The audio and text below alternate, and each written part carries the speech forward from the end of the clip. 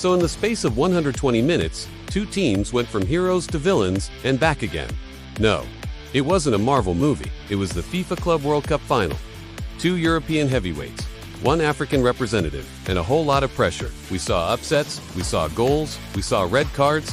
What more could you ask for? Let's dig into it. It's me, and first off, let's talk tactics. Both teams played in a three-man defense. Chelsea's back three consisted of Thiago Silva, Fofana, and Badia, while Marquinhos captained PSG alongside the experienced pairing of Danilo and Keane. And if there was any doubt about who was bossing it in the early stages, Chelsea quickly erased it. They dominated possession and territory, and by the quarter-hour mark, they'd already forced 4 corners.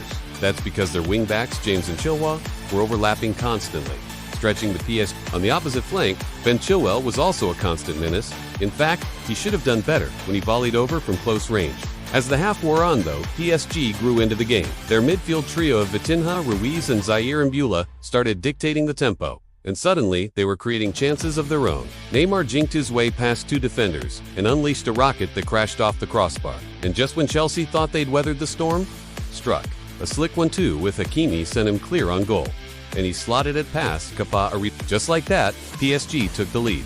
But credit to Chelsea, they didn't panic. They kept plugging away, and just before halftime, they almost got their reward. A flowing move involving Enzo Fernandez and Raheem Sterling ended with James forcing a smart save from Donnarumma. The second half was a different story. Pata introduced Mykhailo Mudryk for Sterling, and Conor Gallagher replaced and almost immediately, Chelsea were level. It was a thing of beauty. Palmer picked up the ball outside the box, shifted it onto his left foot, and curled it beautifully past Donnarumma. From then on, it was end-to-end stuff. Neymar almost restored PSG's lead with a fierce drive, but Kepa made a spectacular save.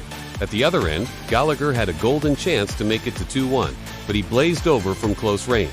As the game wore on, both teams grew frustrated. There were appeals for penalties, claims of offsides, and tempers started to fray. Tensions boiled over in the 86th minute when Danilo was shown a straight red card for a reckless challenge on Sterling. But despite having a man advantage, Chelsea couldn't find a winner, so the game went to extra time. By this point, you could cut the tension with a knife. Both teams were weary, but it was Chelsea who struck the decisive blow. In the 112th minute, James swung in a corner, and an unmarked Thiago Silva rose to power a header into the net. Suddenly, the European champions were in front. And unlike in the group stage, when they threw away a 3-0 lead against Notts County, this time Chelsea held on.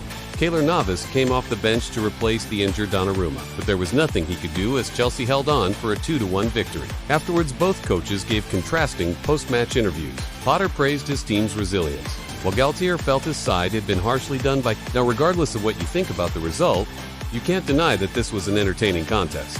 Sure, there were some sloppy bits and pieces, but the commitment and passion on display was never in doubt. Ultimately, though it was Chelsea who came out on top, and given their recent struggles in the Premier League, this will be a huge confidence boost. For PSG, on the other hand, it's another trophy that's got away from them.